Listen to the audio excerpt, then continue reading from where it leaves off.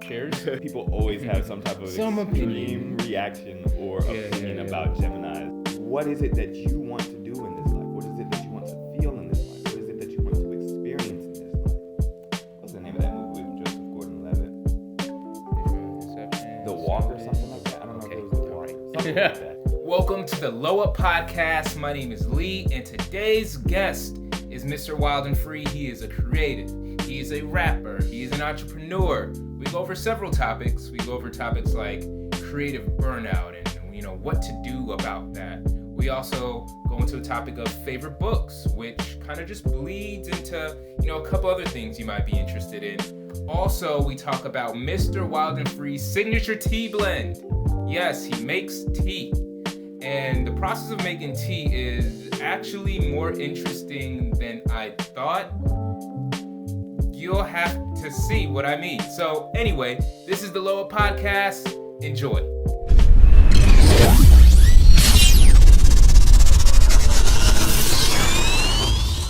So we've known each other for some time. Mm-hmm. When did you start Wildenfree? What led you to yourself as you know yourself now? That's a great question. So specifically what began the whole quote-unquote Wildenfree thing is actually just a play on words. I remember back in the day, it happened more than one person referred to me as Wildenfree, but the first person was my bro Donovan, aka Class. He's another artist that I do music with often, and it was just, my last name is Young, so it's just Young, Wild, and Free, right? So kind of like a play on the last name. Okay. My old alias was Disciple, so that was something that I used to go by. But he would call me Young, Wild, and Free every now and then I got to college, and somebody said the same thing. I was like, wait a minute. I was like, that's kind of like the fact that you said it and you don't even know this other person that calls me that. Wow. You might be onto something here. So then I think they said it again one day, and I was like, hey, that's Mr. Wild and Free to you. And then it just clicked, And it was something subtle because I liked the play on this back and forth, wild and free, and I'm a Gemini. Often I've been told about that throughout my life. Other people tell me more about myself than I get a chance to tell them because I don't know, for whatever reason, with zodiac signs, people love to automatically assume your person or your character. But I feel like more, especially if you're a Gemini, right? People very they hear Gemini and it's like an extreme catalyst to them, right? People always have some type of extreme reaction or opinion about Geminis. So that was something that kind of came up a lot in my youth, and I was always just like, "Whoa, what is this about?" People are really throwing that in my face, and I don't even know what they're talking about. But they say I'm two-faced, or they say I have two sides, or there's this duality to me, right? Yeah. So I really started to cling to this concept of duality, and the more I looked into it, the deeper the rabbit hole kind of went, and the more spiritual the essence of what it meant kind of came to the surface. So when I started to look into that concept of duality, and then it kind of led into good and evil and the yin and yang, right, and the Tao Te Ching and things like that. When I heard the wild and free, it made me think of that same type of duality, and I'm like, well, what are the ways in which the wild juxtaposes the free, right? Because I think most people would initially hear that and they kind of think it's the same thing, right? The wild and the free, you're just kind of frivolous. Yeah, you're wild and free. Yeah, it's just the same thing. But for me, I see a very stark juxtaposition between those two things. And the wild is more wild and chaotic, right? But then the free is actually what I'm gonna ask you something. It is, what do you think creates true freedom? I think it's peace. Peace? Yeah. When you have a sense of, to me, inner peace. The best story I have about peace actually comes from the Bible and comes from the traveler speaker Paul. And he was actually trapped in a prison, and there were guards around him, and he couldn't move, and it was him and his friend, I think maybe Silas.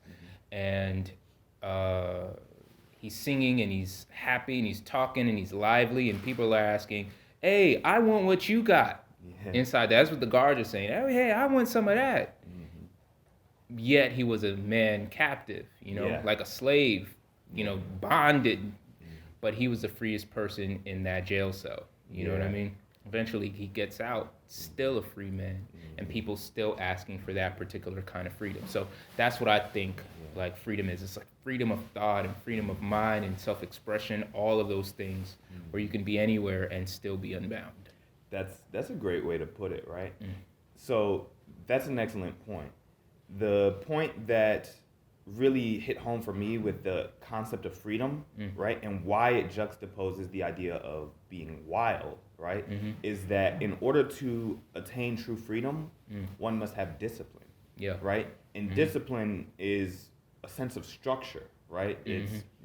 There's a sense of rigidity or boundaries that need to be set in place in order for something to flow freely in the course, in the direction that it's meant to be guided, right?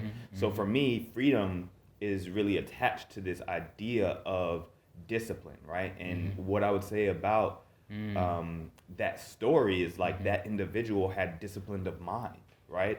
He had the ability to train himself and to guide his intention and thoughts towards the destinations and through the pathways that made the most sense for him, right? Around gratitude, appreciation, right? Love, understanding, joy, peace, right?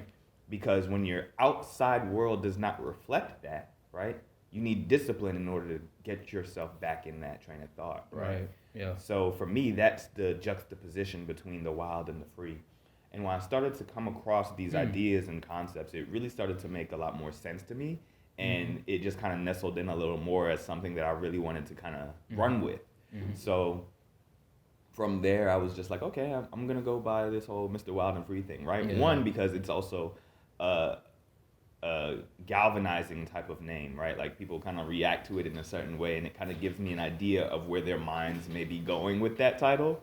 But I always love to kind of bring it full circle and let them know like, oh, okay, no, this is where that concept really lies with me, right? It's not just like I'm wild and free and frivolous in all ways, shapes, forms, and fashions, right? I mean, granted, I do live a very free life, right? And I have experienced many things.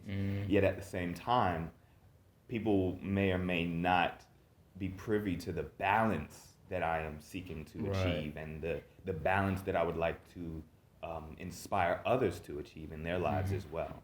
So that's really where the concept came about. Interesting. And that way for years now. Yeah, for years now. It's been that. And once I kind of honed in on that, it was just easier to kind of like build onto that concept or allow that plant to kind of flourish. Like you nourish that one idea and it's going to grow the leaves that it's meant to grow and the fruit that it's meant to bear. And it's like you plant an apple seed, you're going to get apples, right? So once that concept was there, the seed for that was there, now everything else that I do and the work that I kind of build around that concept is just a natural manifestation of that seed. So I see. So that's like the root, and everything from there is kind of bearing its own fruit. Mr. Wildenfree is bearing wild and free fruits. Yeah, for sure. Understood. And that's really interesting. Because it kind of brings me to my next question for you. Yeah. But because you are someone I know to be you in a very you way. And I'll explain what that means. Yeah. So I spoke to a friend and he's saying, a lot of us do things for many different reasons, sometimes to appease others, in terms of like people-pleasing fashions, all kinds of like, strings kind of puppeteering our lives, right? But you seem to be someone who is wild and free, but someone who is wholly yourself in a very unique way. And I met you maybe years ago. I was trying to math. So I met you years ago, and you're still you, like, and multiplying on that. Yeah. What would you say would be the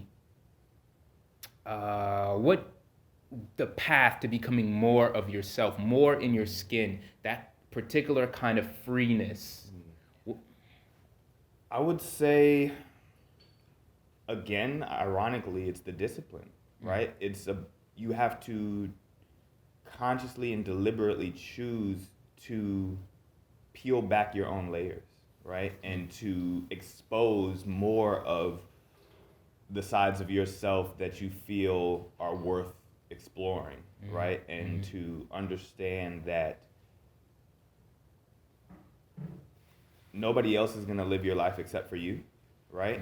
And nobody else is going to feel the experience of living your life except for you, right?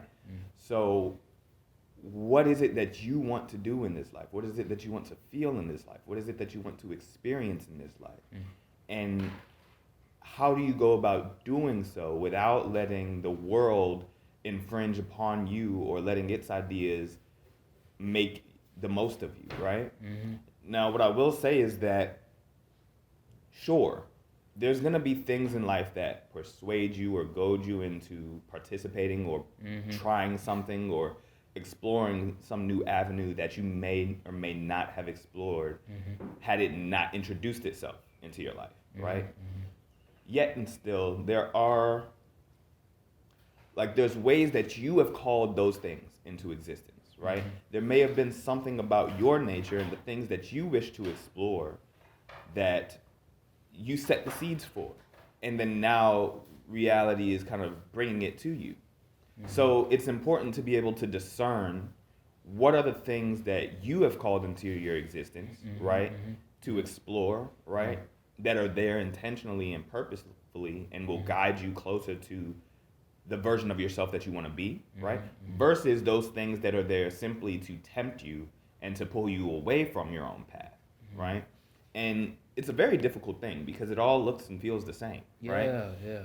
But when you get closer to a sense of knowingness with yourself, I would definitely say meditation helps, right? Because you kind of drowned out, or I wouldn't even say drowned out, you spread out all the noise, right? Like you kind of take it away from just this cluttered up, isolated, yet discombobulated, like, movement, right, in the mind, right? Your mind is just constantly moving, and it's like this running rapids of thoughts that you're trying to decipher. But then when you meditate, it's almost like turning this running rapid river into a lake, or you know, something that is a lot more calm that you can be discerning about, and you can guide your direction and intention, right? More so than the current, right? Like I feel like we get caught in the current of life and the things that are trying to move us. And being yourself comes with being still and choosing your own path, right? Finding that direction, finding that stillness first and foremost within self, and then directing your own life and your path to bring about the reality that you wish to experience and to bring about the versions of yourself that would make you most happy. And I would also say that what really comes with being the fullest version of yourself is to recognize that the self is not this, like, it's not a finite, stable thing. Change is the only constant, right? We're constantly changing. We're constantly growing. But you have to be cognizant of the ways that you're growing. You have to be aware of the things that you're doing on a habitual level, right? And then discern, are these the things that I wish to be setting in stone, right? Because when we make the decision to fall victim to our habits, then we're choosing a version of ourselves, right? Whether we know it or not.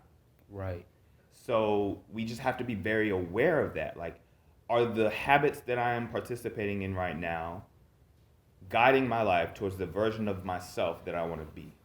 And if the answer is no, then you should be starting to change your habits, right?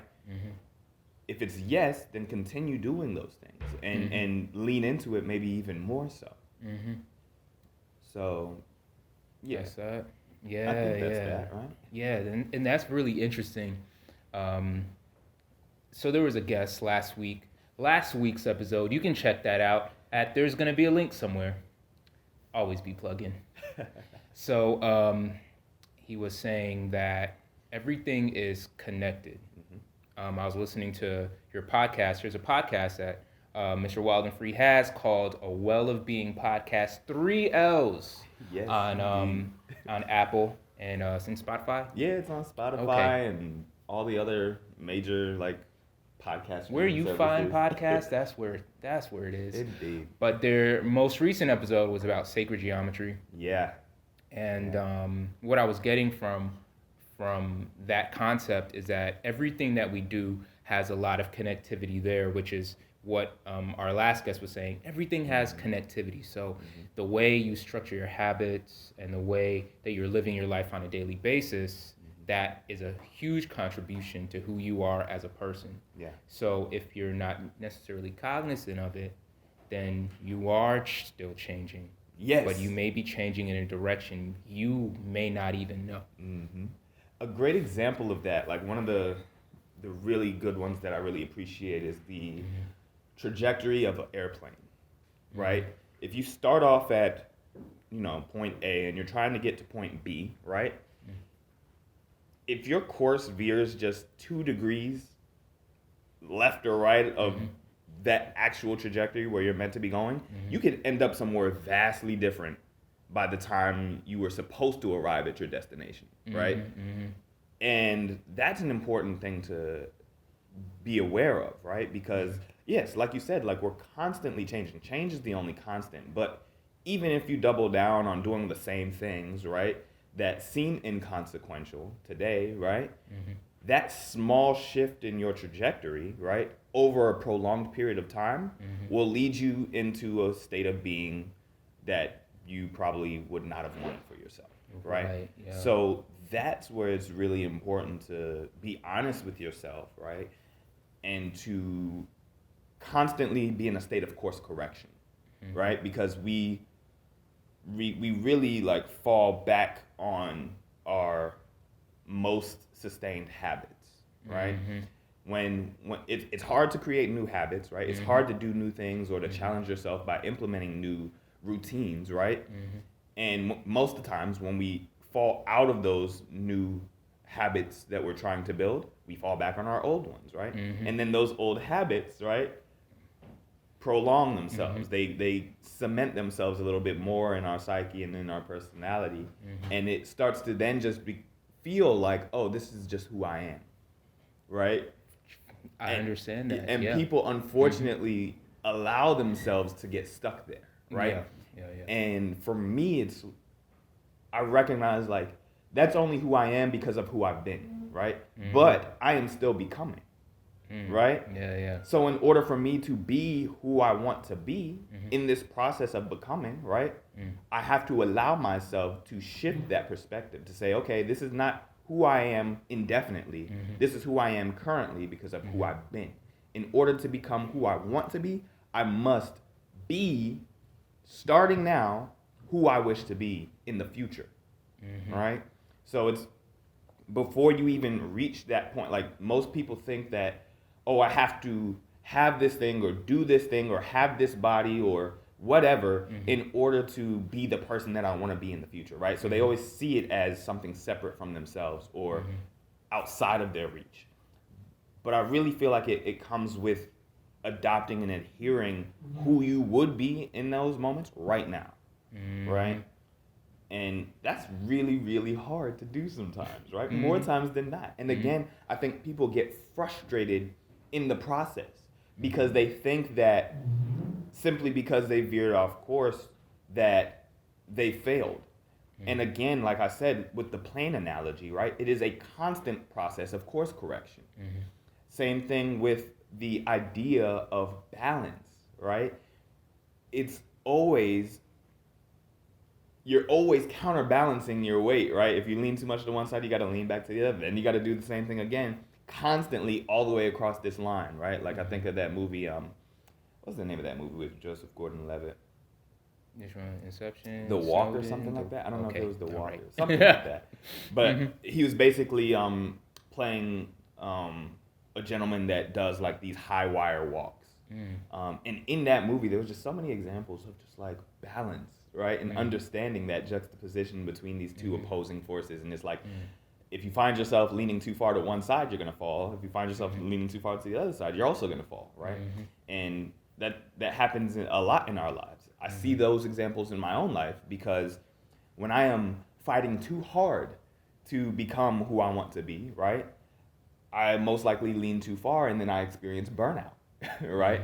Yeah. And then I'm not being honest with myself about the time it takes to get there, right? Because I may feel like, oh, I want to be there now. And I'm not being realistic with myself. I'm not being honest with myself to say that this is something that is created over time, like a long period of time. And in order to get there, I just simply have to do the small steps each and every day to get there. I can't force myself. Like, I can't be a master pianist tomorrow by practicing 20 hours today. Right? But if I practice an hour, maybe 30 minutes, 5 minutes today, every day, for the next year or 2 years or 3 years. Oh, you're going to be You see what I'm saying? Yeah. So it's always about consistency over time. Certainty in the direction you're headed, and consistency in the actions it takes to get there. That's like your sugar spice, everything nice, wild and free. That's, okay, mix it up. There we go. Speaking of mixing it up, we're going to take a break. We'll be back with some tea. Awesome. Cool. Right.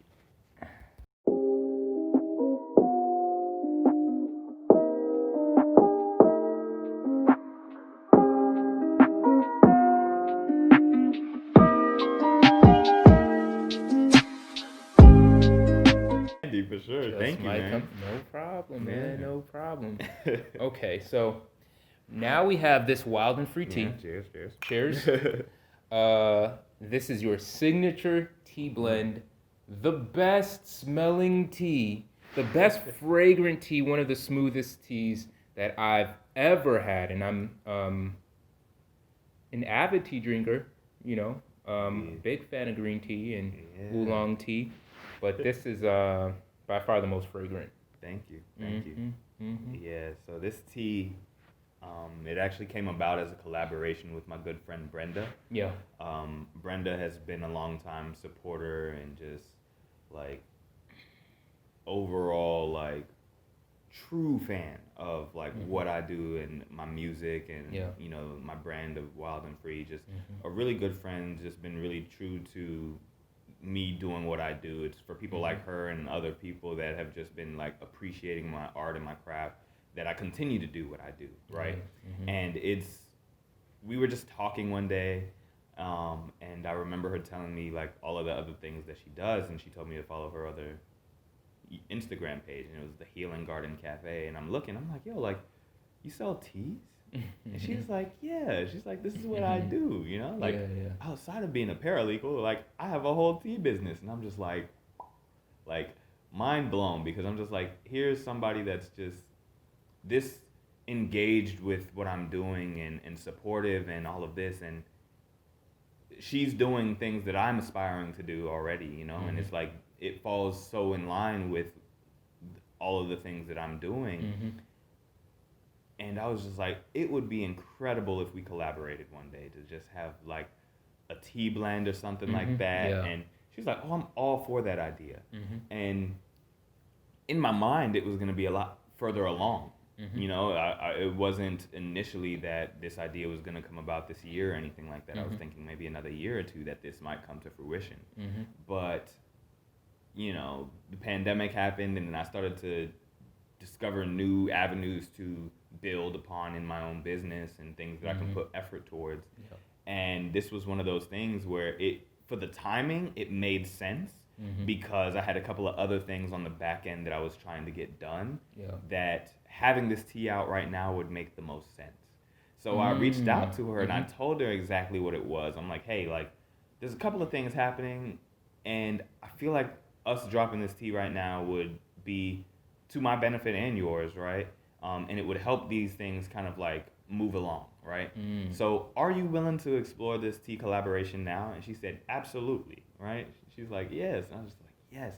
So, it just started with that, and she was just like, let's get to it, She said, let's go through the ideas, right? Tell me what type of, ingredients and herbs you wish to include in this tea blend, and then I'll start sending you some of the samples so that you can kind of test the proportions, right? Like to see how much of what you want in there.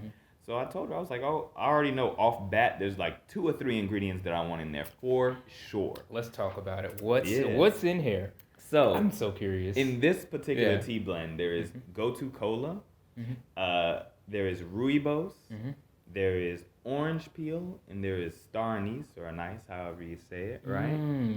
Yeah, when you say orange peel, you can smell it. It's something that kind of ties in a little bit of the aromatic and like the sweetness of it, right? Because it stands well on its own, right? Like I don't particularly put any sweeteners in my tea. It's not necessarily recommended that you put sweeteners in this tea, but people do what they want to do. If you drink it with your sweetener, that's fine, right? But if you taste it without any, it already has a hint of sweetness to it, you know? And there's so many health benefits around those 4 ingredients as well that is just the medicinal properties really shine through that once you let it steep for like 20 minutes, right? Like Gotu Kola is, I would say, the most predominant thing, but it's not the most predominant taste. I would say you mostly taste the rooibos, the star anise, right? And a little bit of that orange peel kind of comes through. Like if you have this sense of uplifting, like almost like a minty type of taste to it, that would be the Gotu Kola. That's what it is. Would be the Gotu Kola. What does that do? Gotu Kola is a really great herb for cognitive function and mental ability.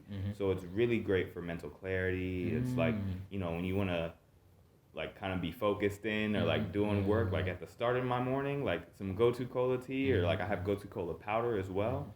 It just really kind of kicks you into high gear as far as like your cognitive ability is concerned. So that's why I really love it. Rooibos is what they refer to as a red tea, and it's incredible for, you know, it has a lot of like, it's good for like your blood, right? Like so like to ensure like blood flow and for like antidepressant a little bit, right? Like it has the medicinal properties where it will help you to can't think of what I was. It's so much, but right. So rooibos is good for those various things. Right. Star anise is also it's antioxidant, anti-inflammatory. Oh wow. It's actually antiviral, right? So it's actually really good, like for like fighting flus or sickness, coronaviruses and that type of stuff, right? So star anise is really good for that. Orange peel also has some uplifting anti-inflammatory properties to it. So overall, it's a very healing tea.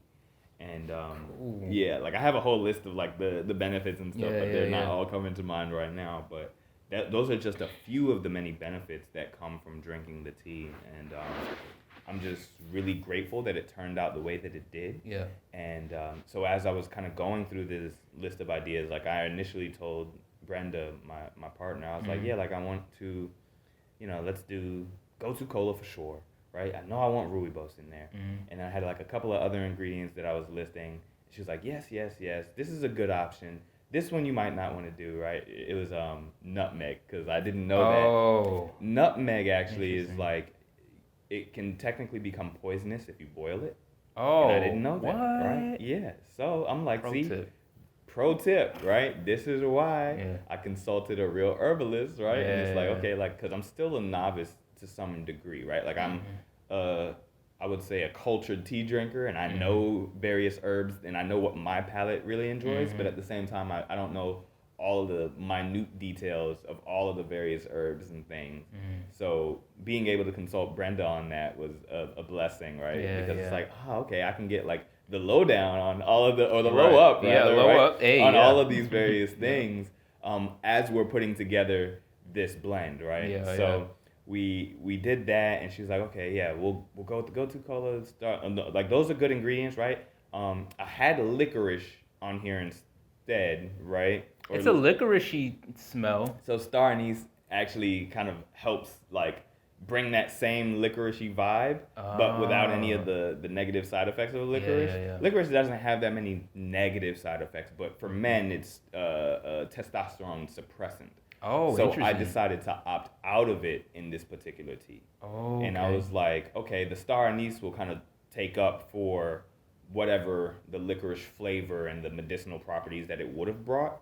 And we'll get without that testosterone. Exactly, without the testosterone suppressant. So that's why I switched it. It was initially just 1 part star anise, and then I think 2 parts licorice, but I just made it 2 parts star anise in total. But and star anise and the orange peel were Brenda's contributions to the blend, right? Those were her suggestions where it's just like, oh no, maybe you could try this one instead, or this might be a good ingredient to include. And I was just like, yeah, okay, so send me the orange peel, send me the star anise, right? Like I'll see how it tastes and, figure out a nice proper proportionate blend for all of this stuff. Yeah. And I had like maybe 4 or 5 different pots of tea, and by the time I was done with that, I was like, okay, these are the proportions that I want, and she's like, okay, cool, we'll move forward with it. Dope. Yeah. Okay, so where can we find Brenda's business? Where do we go? Yes, so you can find her at the Healing Garden Cafe on Instagram, and you can also find her at thehealinggardencafe.com on her website. Okay. Incredible person. Like she does all types. She does like Reiki healing. She has other teas available on her site. She has other like healing bombs, like bath bombs, and like other things like that available on her website. So definitely, if y'all are interested in that, go check it out. Come on, She's now. got some incredible stuff. Yeah. And it's very, very top tier. Yeah. No joke. Yeah, no, she's on top of her stuff. Like all of the ingredients, right, come from a very renowned like wholesaler. Also most of the ingredients are organic, right? If not all of them, right? Yeah. They're not like, what was I gonna say? I don't know. But the opposite of organic. There's no like pesticides used in any of the farming of any of these, right? So you can feel good about the tea that you're drinking, right? Granted, the tin or the packaging that we sell it in doesn't say organic, right? Because you have to go through a whole process of like certification for organic goods, right? The USDA organic certification is actually a very long and drawn out process. I can imagine. So, yeah. But nevertheless, all of the ingredients that we sourced to put the blend together is organic. So you can rest assured on that. And all of her other products, she puts in just as much time and care and consideration. So highly recommend her stuff. Very, very cool. So, I do have a few more questions for you. Okay. I have one. But before I get to that question, I want you to choose from the random question bowl. Oh, wow. I have pre-selected some very random questions. Okay. From the random question bowl. And we can do 2 of them. 2 of them? Yeah. We'll see. Okay. We're good on time right now. All right, let's see what happens. Oh, yeah. I want to rip it. I was trying to I just ripped it. Here we go.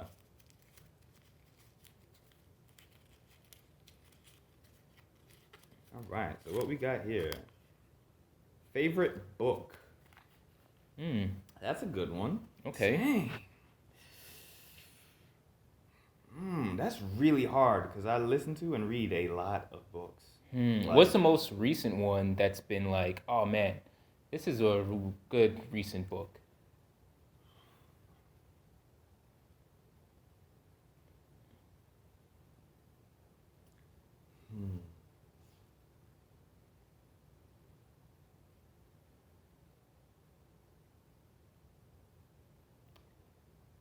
I want to say, so ironically, I did re-listen to The Way of the Superior Man.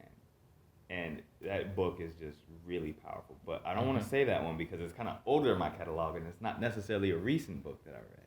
But it hits. It hits, man. That Way of the Superior Man really hits. Yeah. But let me say Power versus Force. Power versus Force is a really transformative book overall, right? Because it gets down to like the fundamental nature of the energy levels of consciousness, right? Okay. And I think that is a really powerful thing to grasp, right? Right. And when you're aware of that, you're able to move through life somehow differently. Yes. You know?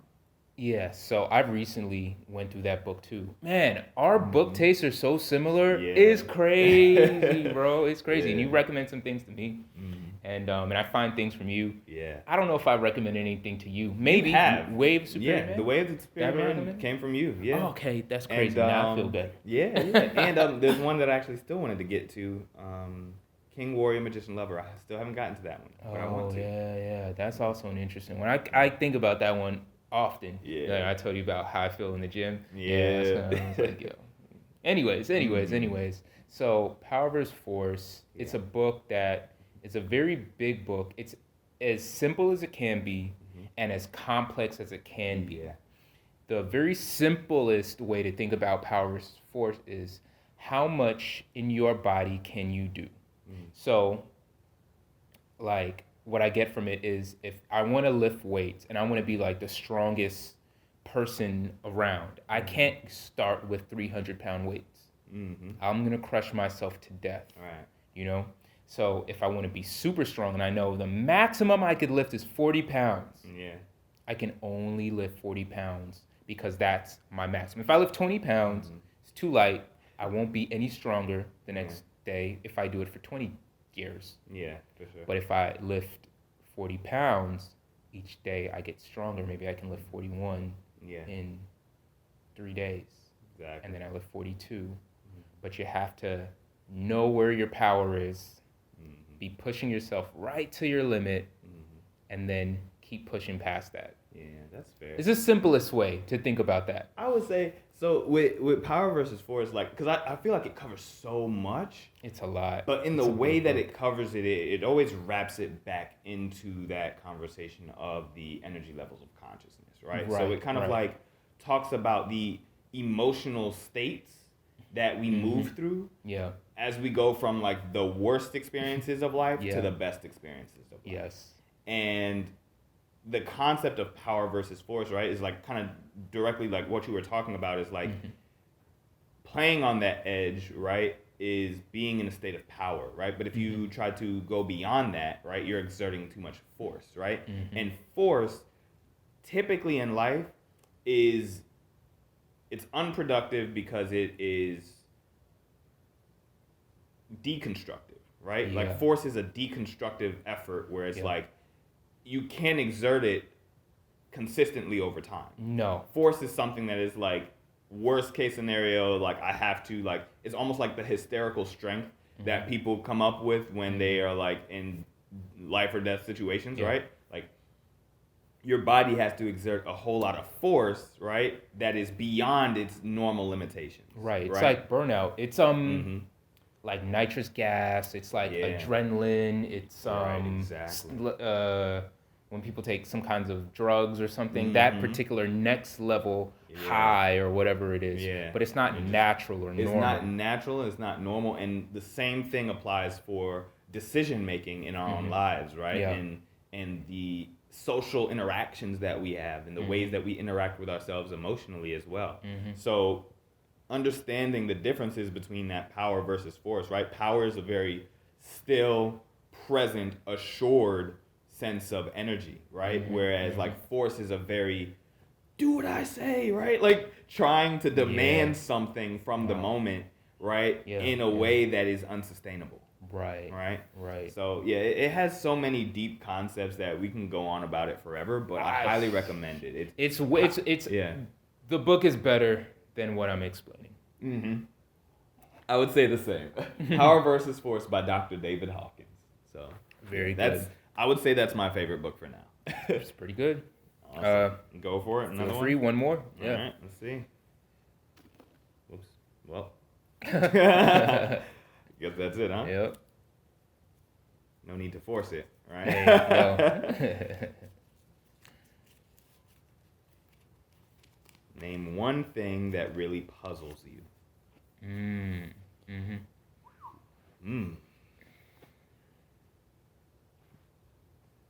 One thing that really puzzles me. Um,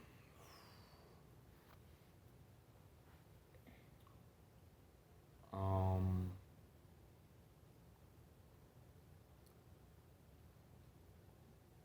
One thing I would say is the concept of maybe meaning. Oh wow, you shot straight to the universe level. Yeah, Okay. yeah. Like, I mean, because there's not much like on a general level that puzzles me anymore, right? Like, Oh yeah, yeah. I think very universally in a lot of things, and I think that concept of meaning is one of those things that puzzles me because I'm often searching for the meaning of my own life, and often. It's weird because I do feel like we as human beings create meaning, and at the same time we search for it. And the thing that puzzles me about it is like, how do we know when we arrived at the correct attunement of meaning in our own lives, right? Like if it's something we are creating, and I say this in a weird way too, right? Because it's like to create is to breathe new life into something that already exists. Because technically, everything already is, right? Energy never dies. Matter can either be created or destroyed. It's always some remix of something that already exists, right? Yeah. So meaning, even if we create it, quote unquote, it is still a derivative of something that already exists. Yes. Right? Our conversation, everything that we did today is just a rehashing of something someone else spoke about at some point in time. Exactly, right? New concepts or ideas may be born from that, but that newness is just in the way that it was compiled, right? In the way that it was seamed together. Well, it's the very interesting about the most interesting thing about life is that everything has always existed since the beginning of time. Yeah. We've just been able to put new faces on it. Like fire existed before, like the first man built like a fireplace, or like built a campfire, right. but it still existed. All of these things existed. The idea of making a car existed before cars existed. The same thing of when you think about things more a little metaphysical, these things always existed, and even in terms of thought, like all the psychologists, all these Jungian and Freudian principles, they've all existed. The philosophies of life. People think they're on something new, and it's really not. It's existed since the dawn of man, right? But the difference is that what happened in the 20s, in the 20th century, 19th century, 18th century, 17th century, where they're figuring out, oh, we can boat and we can make sails, and and then early 20th century with all the people who are psychologists and stuff, oh, this is how you think about dreams, and this is really what's going on in your life now because of something happened when you were a child, and a lot of what that is just putting a name to the things we don't understand. Yeah, exactly. So in many ways, identifying it in such a way that allows us to utilize it, right? Because it's like, again, like you said, fire wasn't created by man, it was discovered by man in a way that we can harness, right? And that's what made it so powerful and unique, because it was just like, oh snap, this thing that we felt was so otherworldly and separate from ourselves, right? We have now learned how to manifest it, right? To call it into our existence, right? And then harness it to do good things with, or to do bad things with, because people do whatever they feel like, right? But, it's that idea of what do we do now with that knowledge, right? Like, what is the meaning, like, that I should be striving towards with that knowledge? So I think about that too. I think but I think about it to a point where I've given up on knowing. Yeah, exactly. Because I realize it almost will haunt me and halt me from actually building anything or doing anything meaningful. Exactly. I don't know what my meaning or purpose is. I just move in a meaning and purposeful way in the way that I try to move. Exactly that. And I would agree with that sentiment. Yeah. I would, for sure. Yeah. And I would even say, it's not even a challenge. Like, I would say, like, I interpret, when you say, I give up, more as like I have relinquished, right? Like I have allowed myself to stop. Like there's a quote that I have in one of my songs that I often refer back to. It was like, knowingness don't really come with all that contemplation, right? Like you've allowed yourself to relinquish the idea of contemplating over this or ruminating on this concept because it's a fruitless endeavor, right? Because you'll always find yourself coming back to it with uncertainty because it is a very puzzling thing about the nature of reality and about human existence, you know?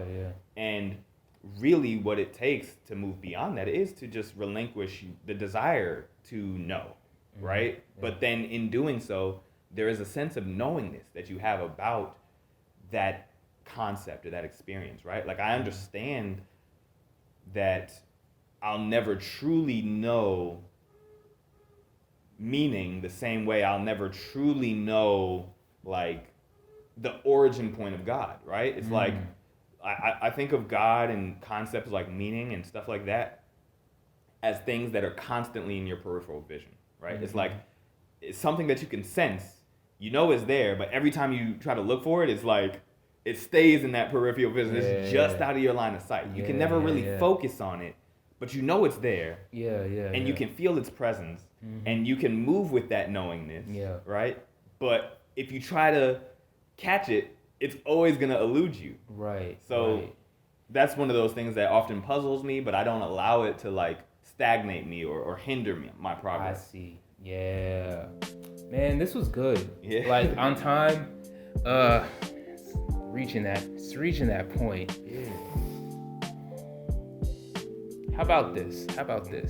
If you guys want to see some more, we'll post one more video with this next question. But Mr. Wildenfree, where can they find you? All right. Well, peace and blessings. Thank you for having me, my brother. Of course. You all can find me at wildenfree.com. And of course, you can follow me on Instagram or any of the social media platforms at mrwildenfree. I do my best to kind of post every now and then. I'm trying to get better at that. Social media is one of those things where it's just like, you know, it's like a love-hate relationship. But trust me, you can reach out to me. If you want to send me a DM, you can, and I'll do my best to get back with you, of course. And just look out for new content drops. New music is on the way. And Cool. And you know where to find us, guys. This is the Low Up Podcast, Make You Blow Up Podcast. I'm your host, Lee Luke, and this is it. We out. Peace.